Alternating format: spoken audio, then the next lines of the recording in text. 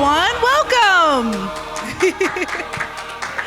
My name is Kaylee George, Manager of Arts Education Programs here at the Pittsburgh Cultural Trust. Welcome to the Trust Arts Education Center, and thank you for joining us for Creative Conversations, where you get the inside scoop on the PNC Broadway in Pittsburgh series. I'm pleased to introduce our moderator for today's Creative Conversations, the Pittsburgh Cultural Trust Director of Theater, Music, and Youth Programming, and Executive Director of Children's Theater Programming, Ms. Pam Komar. All right, let's take it away. All right, welcome. Thanks for being here, everyone, and sitting far apart from each other. I'm happy to introduce you to Faith Seetoo, who is the music director of Frozen. Welcome. Thank you. Well, I saw the show today. Of course, I saw the movie way back when it was premiered, but wow, it's a really cool show. It's so sparkly. It's very sparkly. All of those I don't want to give any, where Elsa lives, it's all Swarovski crystals. Beautiful. Don't we all wish we had those in our houses? Maybe our grandmoms have them on their chandeliers. So we all take a different path to the arts. So tell us what a music director is and what you do for the show. Okay. So as it says in the title, I'm responsible for the music. I do all sorts of things from the very beginning, teaching the cast the music. Also, I conduct the orchestra, and I'm responsible for maintaining the musical integrity of the show.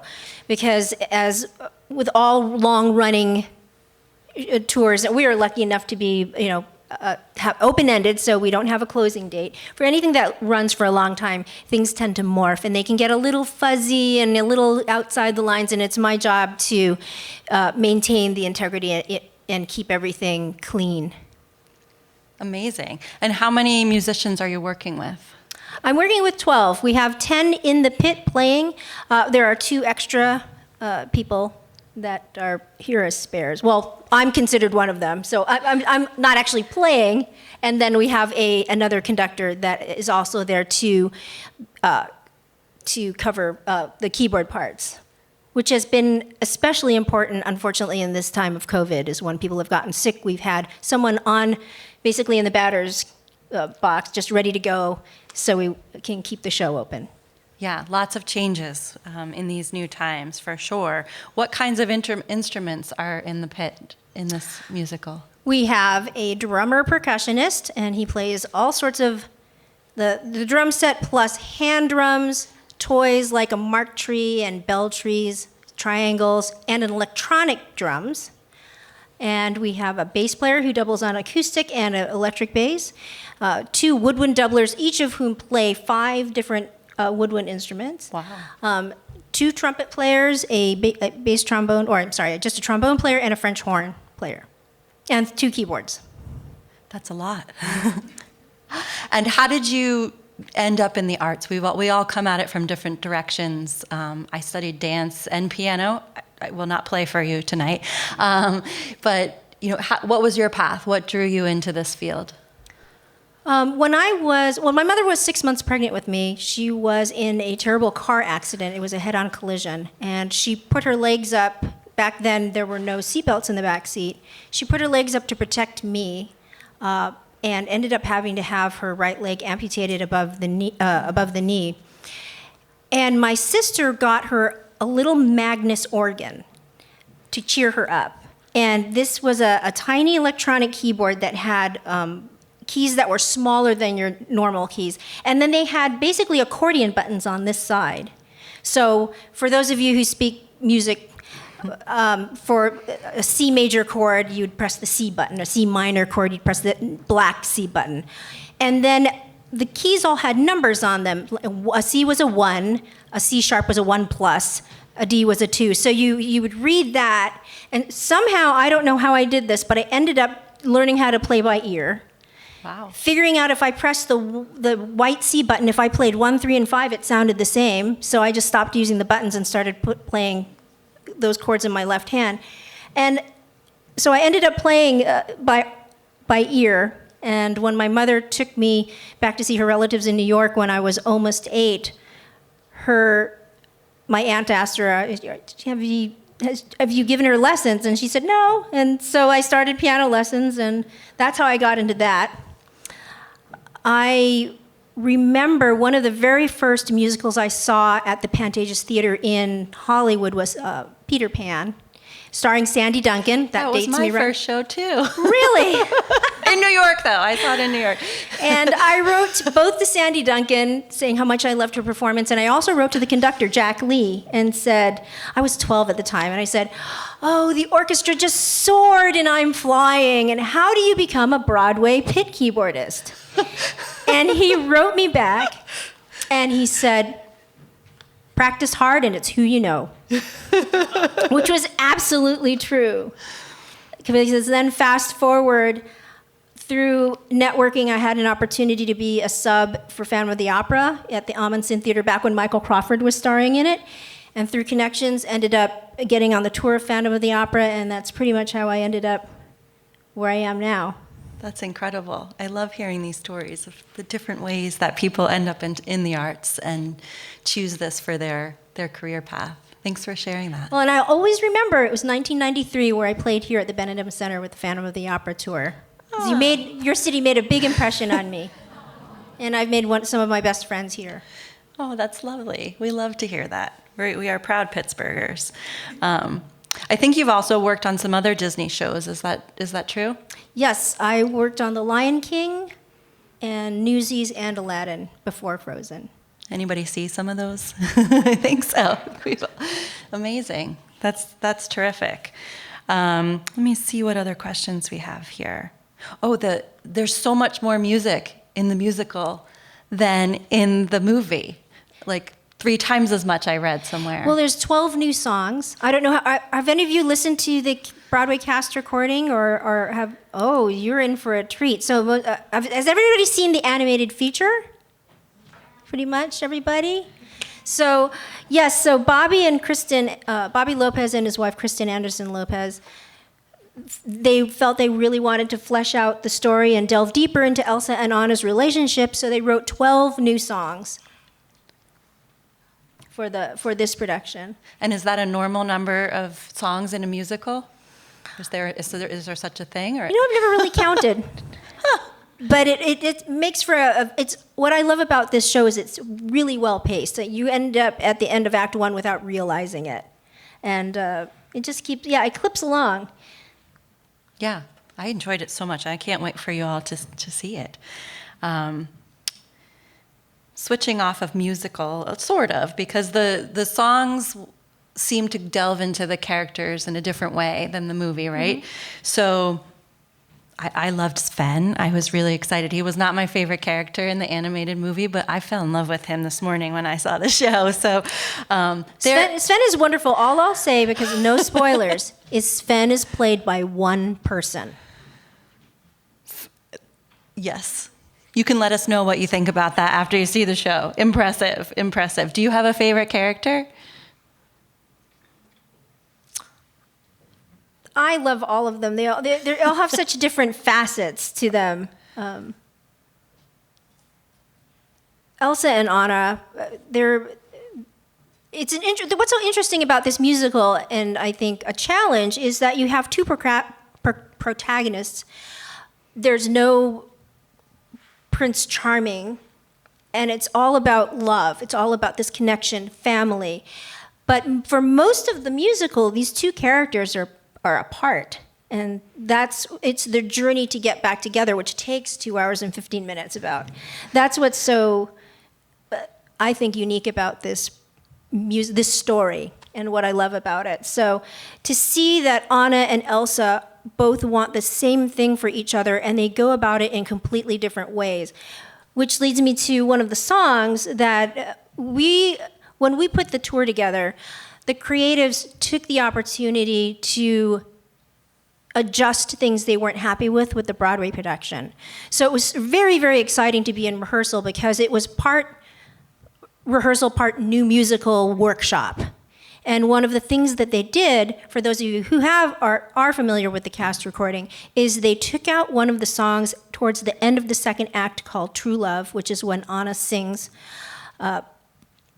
about something. I'm trying not to give any spoilers. I hate this. I have seen so many reviews for this show where basically the whole review is the whole story. And it drives me crazy. But they replaced that with another song called I Can't Lose You. So the song they replaced is called True Love. The song that they replaced it with is called I Can't Lose You. And both of the sisters are singing that to each other, but Elsa is trying to not lose Anna by keeping her away. Anna is trying not to lose Elsa by saying, you need to trust me and we need to be together. And I remember we were rehearsing this in Schenectady back in 2019. And Bobby and Kristen were there at rehearsals, and they were very secretive about Frozen 2.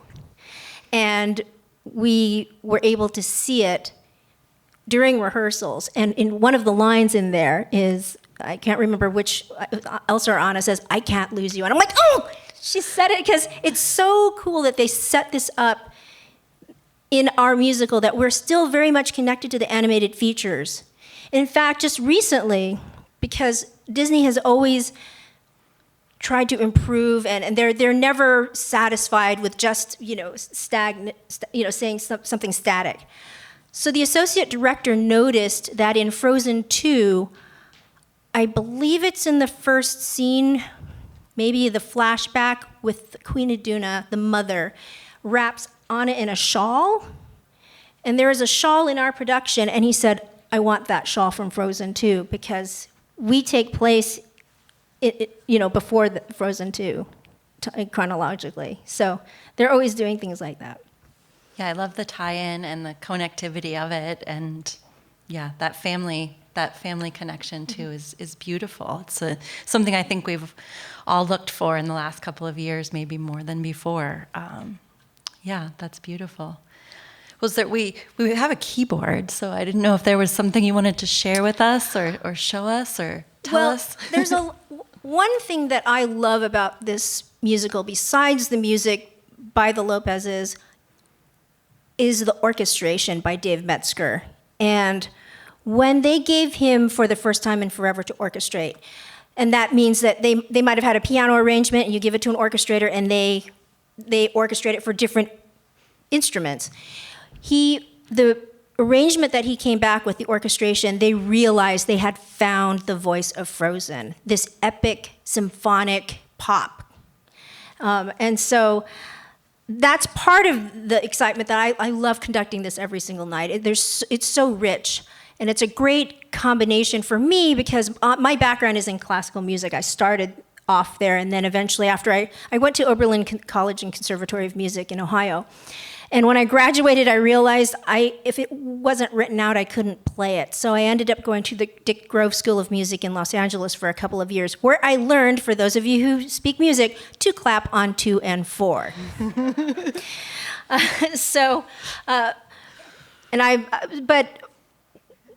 I don't even remember what I was trying to get to by talking about this. But one of the things that Bobby, well, first of all, there are things called leitmotifs, and the person who made that, I think, the most popular was Richard Wagner, who is an opera composer. And I would say that one of the modern day people who use leitmotifs, and leitmotifs, by the way, are musical themes that represent a person, a place, or a situation. And I would say one of the modern masters of that would be John Williams. Because you always know Darth Vader's theme, Princess Leia's theme, and it's no surprise that Bobby Lopez is a huge fan of John Williams. So you hear Let It Go way before Elsa ever sings it. And so I just thought I'd come over here and demonstrate some stuff. There's a lot of really, I would call them musical Easter eggs. Mm-hmm.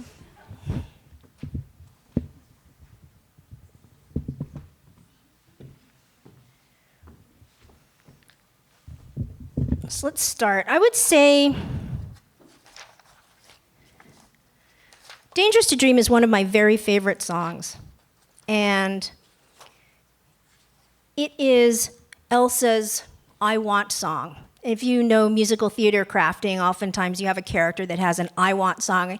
And she really wants to reach out and speak to Anna. And in the bridge, it starts off, oop, hello. There we go. She sings, "And so I pull inside myself." And this is the melody. And for those, again, who speak music, this interval is called a sixth. And I believe it was Kristen was talking that this is the isolation and fear interval, where she has been by herself for the past, I guess, 8 years or so. So, "And so I pull inside myself" this is the melody.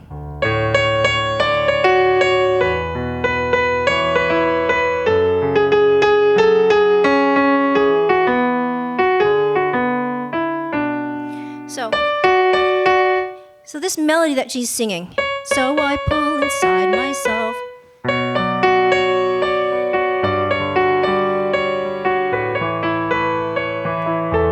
which is the piano part to "Let It Go."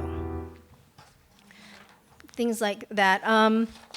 But in the news number that you'll hear, "I Can't Lose You," there's another piece from there. In the accompaniment, you'll hear this.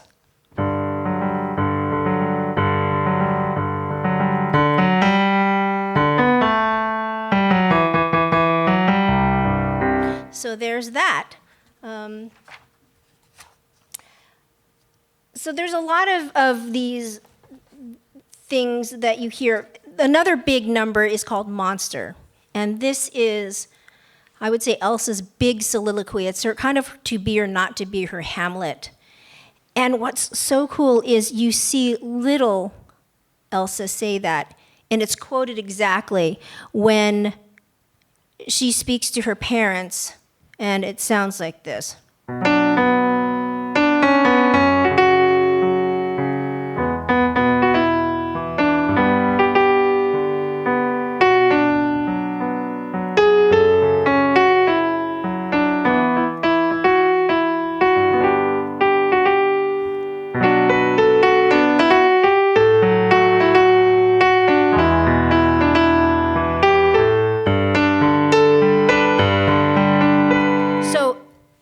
You'll hear young Elsa sing that, the king will answer her and the queen, but then in Monster, in the second act, she sings all of that by herself. And I'm trying not to give too many spoilers, which is why I'm not singing the lyrics and giving you.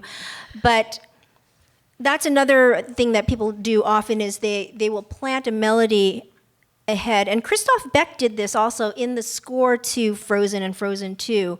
He planted melodic things that you might not recognize it, but it subconsciously you do. So when later on Anna comes and sings something, I think it was "Do the Right Thing," I can't remember, then he's already planted that in your head. Let's see. What I loved about, here's another thing, that why I think The First Time in Forever worked so well. If we play something on the beat, it's very grounded. But if you do what's called an anticipation, coming a little ahead of it, but done, it lends, well, it's a great term, anticipation. So for the first time in forever, there's tons of anticipation. So instead of,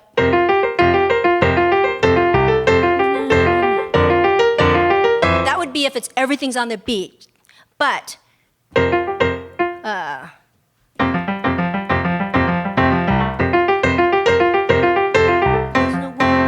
that door, I didn't know they did that anymore. So the window is open, so's that door. Everything's coming before the beat. And it shows Anna's anticipation of what's about to happen as she's getting ready for her sister's coronation.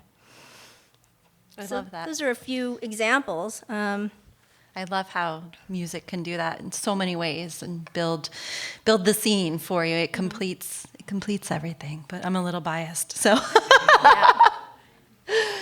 What else do you want to tell us? Is there anything, show secrets you want to reveal that aren't spoilers, or? I would say, in terms of the music, we do some things by click, and that's called, it's like a metronome it just keeps time. And sometimes that's just to help everybody stay together. And it's also great because it keeps everything at a very consistent tempo. But for Let It Go, for those of you who are familiar with SMPTE time code, it's used in film. The special effects for Let It Go are so fast that the stage managers couldn't possibly physically call them all in time. So we have the drummer on that electronic drum pad that I mentioned earlier. He hits that, he starts a click, and what that is actually sending, it's keeping us all in time, but it's sending time code that's controlling video and sound. Oh, that's so interesting that it's also linked and it's... Yes. Yeah, for better or for worse, we're all very tied to technology, so we always pray for no power outages. Yes. Same with charging our phones and doing everyday things. That's incredible. That's incredible. We have a couple of minutes for some audience questions. My friend Kaylee here has a mic if anybody has any questions. I still have a list, so don't feel pressure if you don't have one. But Kaylee would be happy to come to you and let you ask your question. Well, even before we start, I just want to thank all of you for supporting live theater. Mm-hmm. It's so important, and our tour was closed for 17 months.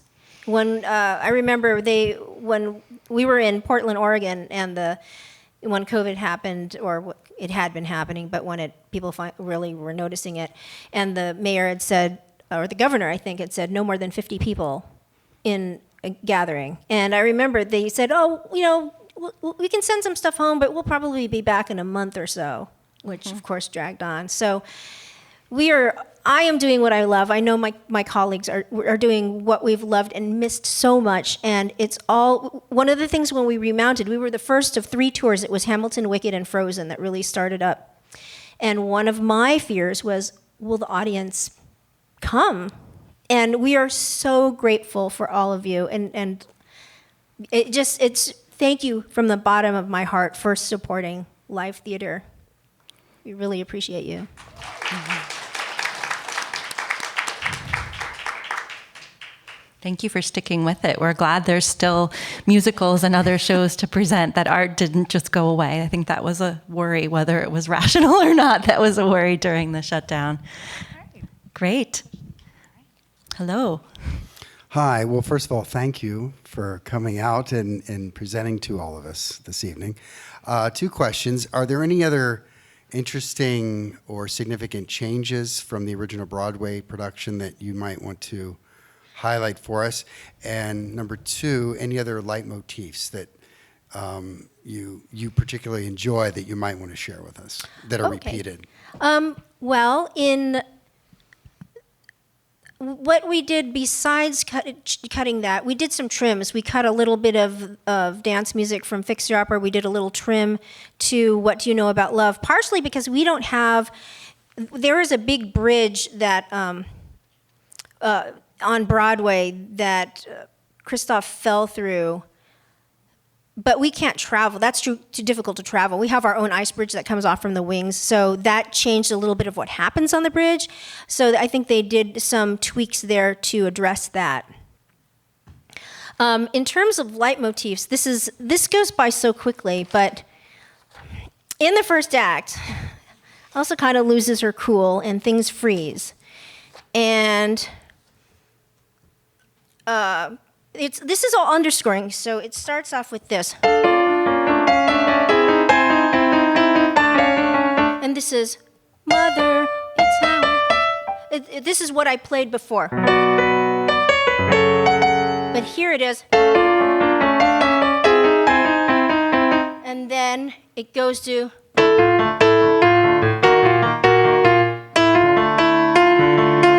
There's Let It Go. Then. And then we get to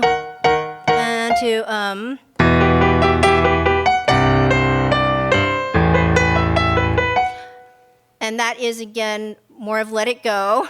And then we get to, there's this part where it goes, there's a slow Let It Go, which is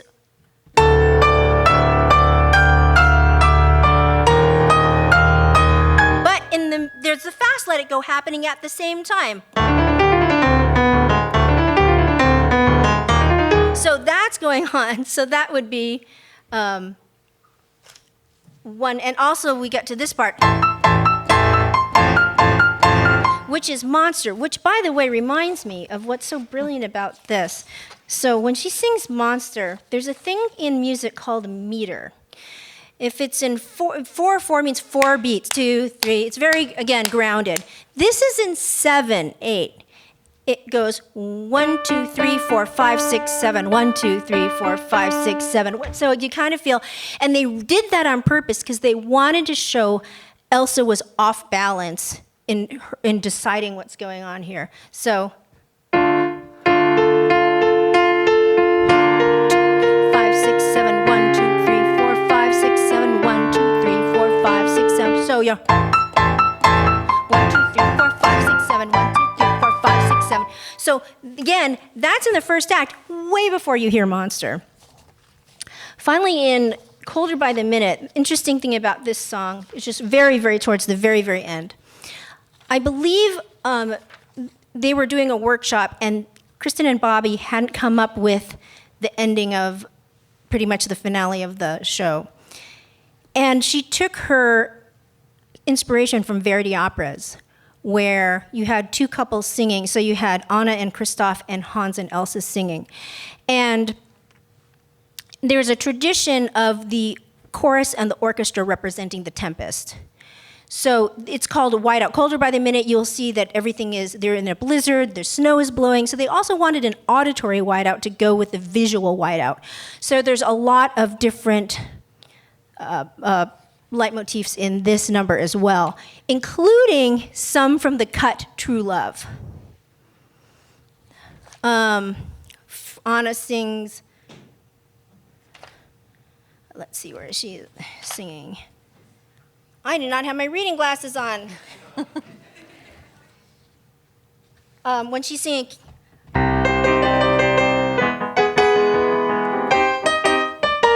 that's from True Love.